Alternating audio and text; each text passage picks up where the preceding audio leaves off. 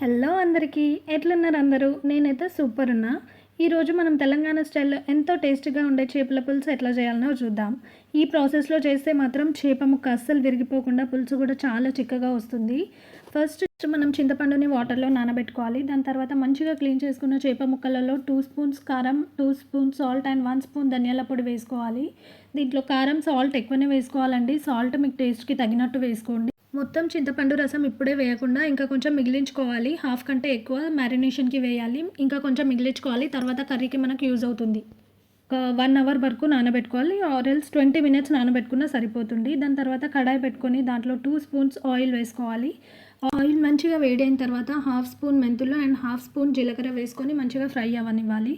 దాని తర్వాత 2 పచ్చిమిర్చి తీసుకొని నిలువులా కట్ చేసుకొని వేసుకోవాలి. పచ్చిమిర్చి అయితే ఆప్షనల్ అండి, మీ ఇష్టం. వేసుకోవాలనుకుంటే వేసుకోవచ్చు, లేదంటే లేదు.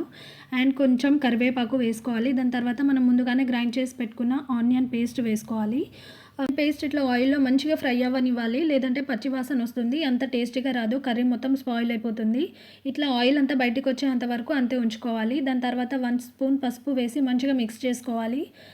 పసుపు వేసి 1 మినిట్ అంతే ఉంచి దాని తర్వాత మనం ముందే మ్యారినేట్ చేసి పెట్టుకున్న చేప ముక్కల్ని దాంట్లో వేసేసేయాలి. మనం ముందే మ్యారినేట్ చేసి పెట్టుకోవడం వల్ల పులుసు మొత్తం చేప ముక్కలకి మంచిగా పట్టుకుంటుంది. అట్లనే మనం దాంట్లో వేసుకున్న తర్వాత ఎక్కువ మిక్స్ చేయొద్దు, ఎందుకంటే ముక్కలు మళ్ళీ విరిగిపోతాయి, అంత టేస్టీగా రాదు కర్రీ. ఒక 10-15 మినిట్స్ అంతే ఉంచాలి. మినిట్స్ అంతే మీడియం ఫ్లేమ్లో పెట్టి మగ్గనివ్వాలి. 10 మినిట్స్ తర్వాత మనం ముందుగా మిగిలించి పెట్టుకున్న చింతపండు రసంని కూడా మొత్తం వేసేసేయాలి. వేసిన తర్వాత మంచిగా మిక్స్ చేసుకోవాలి, రసం మొత్తం ముక్కలకి పట్టేలాగా. దాని తర్వాత మనం చిన్న గ్లాస్ వాటర్ వేసుకొని మూత పెట్టేసేయాలి. ఒక 20 మినిట్స్ వరకు దాన్ని అంతే మగ్గనివ్వాలి. 20 మినిట్స్ మీడియం ఫ్లేమ్లో పెట్టుకొని అంతే మగ్గనివ్వాలి. మధ్యలో కలుపుతూ ఉండాలి.